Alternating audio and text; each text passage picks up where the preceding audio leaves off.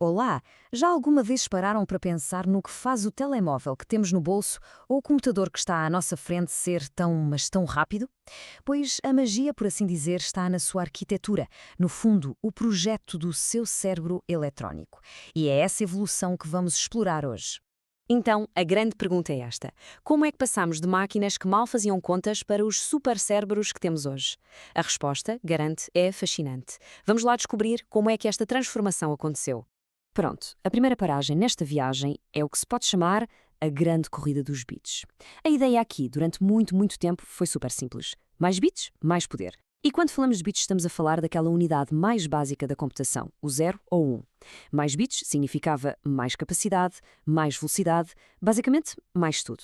Esta nossa jornada começa lá atrás, na era dos 8 bits. Estamos a falar de processadores icónicos como o MOS 6502, o coração de máquinas como o Apple II, eram capazes de processar 8 bits de cada vez.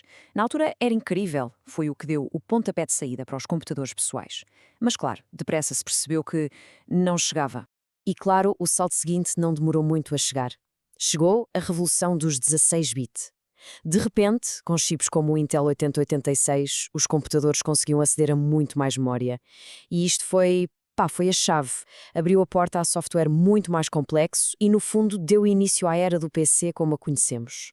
Mas o verdadeiro ponto de viragem foi o salto para os 32 bits. Com o Intel 8386. Olha, isto não foi só mais um passo, foi um salto gigante. Pela primeira vez, um computador pessoal podia usar até 4 gigabytes de RAM. 4 gigas. Isto permitiu o multitasking a sério, correr vários programas ao mesmo tempo, sem problemas.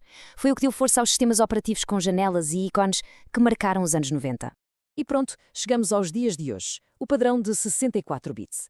Tudo começou a sério com processadores como o Athlon 64 da AMD e hoje esta arquitetura está em todo o lado. É o coração dos servidores, das consolas de jogos e, claro, dos telemóveis superpotentes que andam nos nossos bolsos. Ok, então resumindo esta corrida.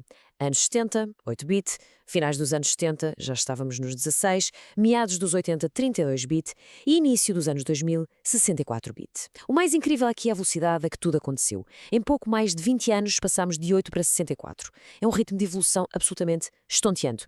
Mas esperem aí. A potência não vem só da quantidade de bits. A forma como o processador é desenhado, a sua arquitetura, é igualmente crucial. E basicamente há duas grandes escolas de pensamento sobre como um CPU como deve pensar. Então vamos lá, comparar estas arquiteturas. De um lado, temos a de von Neumann. É muito direta.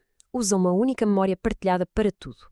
Tanto para as instruções de programa, ou seja, o que fazer, como para os dados em si, com o que fazer. Do outro lado, a arquitetura de Harvard separa as águas. Usa duas memórias dedicadas, uma só para as instruções e outra só para os dados. A arquitetura de von Neumann é super simples, o que é ótimo, mas tem um problema. Como as instruções e os dados têm de usar a mesma estrada para chegar ao processador, isto pode criar o que se chama o gargalo de von Neumann. Pensem nisto como uma autoestrada com uma só via. A certa altura, fica tudo em fila de espera. E isso, claro, atrasa tudo. E é aqui que a arquitetura de Harvard brilha. Resolve este problema de uma forma muito inteligente. Ao criar duas estradas separadas, uma para as instruções e outra para os dados, o processador consegue ir buscar as duas coisas ao mesmo tempo. É como ter uma via rápida dedicada. O resultado? Um aumento brutal de desempenho. Então, qual das duas é que se usa hoje em dia? Bem, na verdade, é uma mistura. A maioria dos processadores modernos usa o que se chama uma arquitetura de Harvard modificada. Basicamente, vai buscar o melhor dos dois mundos para conseguir um máximo de eficiência. Ok, já percebemos a corrida dos bits e os dois grandes modelos de design. Mas como é que a informação anda de um lado para o outro dentro do computador? A melhor analogia é mesmo pensar num sistema de autoestradas interno. Essas autoestradas, no mundo dos computadores, chamam-se barramentos. E tal como numa cidade, não há só um tipo de estrada. Há vias diferentes para coisas diferentes. E cada uma tem um trabalho muito específico para mover informação entre o processador, a memória e tudo o resto. Basicamente, há 3 barramentos principais que temos de conhecer. Primeiro, o barramento de endereços. A função dele é simples, dizer para onde a informação vai. Depois, o barramento de dados, que transporta o que é que está a ser enviado. E, finalmente, o barramento de controlo, que é como se fosse o polícia sinaleiro, a dizer como e quando é que tudo se move. Muito bem, já conhecemos as autoestradas, agora vamos entrar nos edifícios principais, por assim dizer. Vamos ver o que está mesmo no coração do processador. E o primeiro componente é a ALU, a unidade aritmética e lógica. Pensem nisto como a calculadora do cérebro. Todas as operações matemáticas, somar, subtrair, e todas as operações lógicas, comparações, por exemplo, acontecem aqui. É o motor de cálculo do CPU.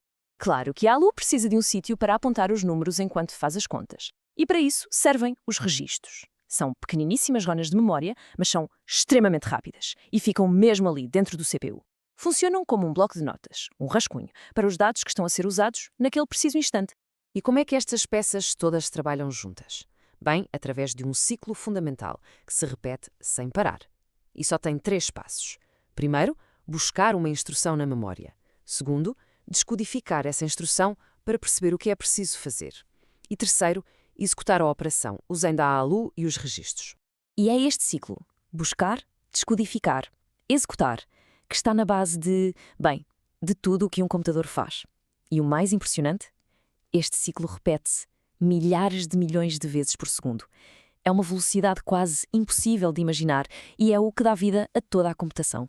Isto leva-nos de volta ao início, à corrida dos bits. Por que é que foi tão importante? Porque, como vimos, mais bits significa barramentos de dados mais largos, registros maiores, ou seja, o processador consegue agarrar e trabalhar com mais informação em cada um daqueles ciclos de buscar, descodificar e executar.